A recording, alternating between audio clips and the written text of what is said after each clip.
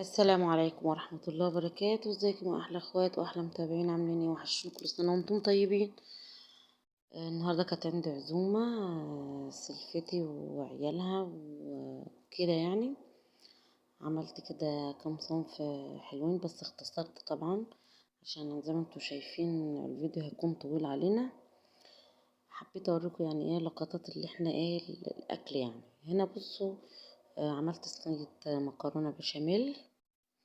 ده شكلها وطريقة المكرونة يا بنات، منزلها عندكم على القناة كذا مرة، منزلاها يعني اللي حابب يدخل يشوف الطريقة بتاعتي تحفة جدا. اقسم بالله انا مش بشكر في نفسي، كل اللي ياكل المكرونة البشاميل بتاعتي تعجبه جدا جدا ويطلبها مني.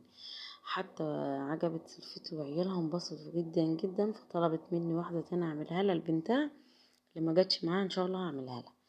ده كان المنظر النهائي للأكل. عملت محشي كرنب، وعملت بطاطس مطبوخة، وعملت فراخ مشوية. وده كان الفطار بتاعنا. وعملت طبعا عصير وكيكة حلهم تشوفوه برضو في نهاية الفيديو. شاهدوا الفيديو للآخر، وحطونا اللايك، واللي ما اشتركش في القناة يشترك فضلا ولا ننسى أمرا. وسمعنا كده الصلاة على النبي في الكومنتات. بصوا هنا دي طريقة الفراخ المشوية بتاعتي. كنت متبلاها بصل مبشور وطماطم مبشورة وملح وفلفل وبهارات فراخ وليمونة ومعلقتين خل ومعلقة سكر بس. هتتبلي بيها كده الفراخ وهتحطيها كده تستوي معاك. بعد ما تستوي ان شاء الله يبقى منظرها حلو كده وتحفة، هتقطعي كزبرة خضرا حلوة، وهتعملي فحماية هتطشها بيها كده كأنك جايباها من عند الحاتي بالظبط. طريقتها حلوة جدا يعني، انا معتمداها على طول، بشوي بيها بالطريقة دي. الصراحة بتعجب الاولاد، طعمها خرافة جدا جدا. اللهم صل وسلم وبارك على سيدنا محمد وعلى اله وصحبه اجمعين. بصوا كان بصوا خدت كده لون حلو من فوق، كنت بجلب عشان تاخد اللون التاني. هي كده كانت استوت وتمام. بس هنا انا بحب اخليها الناحيتين بتكون كده. بصوا المنظر ده، عايز الناحيتين يبقوا كده. فجلبتها وحطيتها تاني على الشواية. اخدت اللون، وبصوا طلعت دايبة معايا دوبان والله العظيم. مستوية حلوة جدا جدا يعني. احنا اللي بنشتريها من بره بتيجي ناشفة ومحروقة والكلام ده. بس ما اعتمدت الطريقة دي، بطلنا نشوي بره او نشتري والكلام ده خالص. بصوا قطعت الكزبرة الخضراء بتاعتنا الحلوة او البقدونس اللي موجودة عندك يعني متاح. هترصي كده وترشي كزبرة او بقدونس، تفضل ترصي وترشي. وهنجيب فحماية هنحطها مولعينها، ونحط نقطة زيت ونغطي. بصي كأنك جايباها من عند الحادي. منظر يتحدث عن نفسه، حلوة جدا جدا جدا. بالهنا والشفا للي اكل طبعا وعجبتهم جدا يعني في العزومة. اللهم صل وسلم وبارك على سيدنا محمد وعلى اله وصحبه اجمعين. دي معايا تقطيعة البطاطس اللي انا هطبخها. كنت عاملاها من الليل. بصوا انا اليوم ده يا جماعه محضره كل حاجه من قبلها بالليل، فعشان كده كان اليوم ده كنت فاضيه جدا جدا. وما عملت يعني سويت الاكل، كنت بطلع الاكل من التلاجة وسوي. هنا المحشي برضو كنا لفينه، لفيته وحطيت عليه السمنة والشوربة، ولعت عليه يغلي غلوتين والنار تبقى عالية، ونهدي النار خالص شمع. هنا كده البطاطس معايا كانت استوت. بص منظرها تحفة تحفة بجد. مكرونة البشاميل برضه جهزتها وعملتها، عملت لها البشاميل ودخلتها الفرن.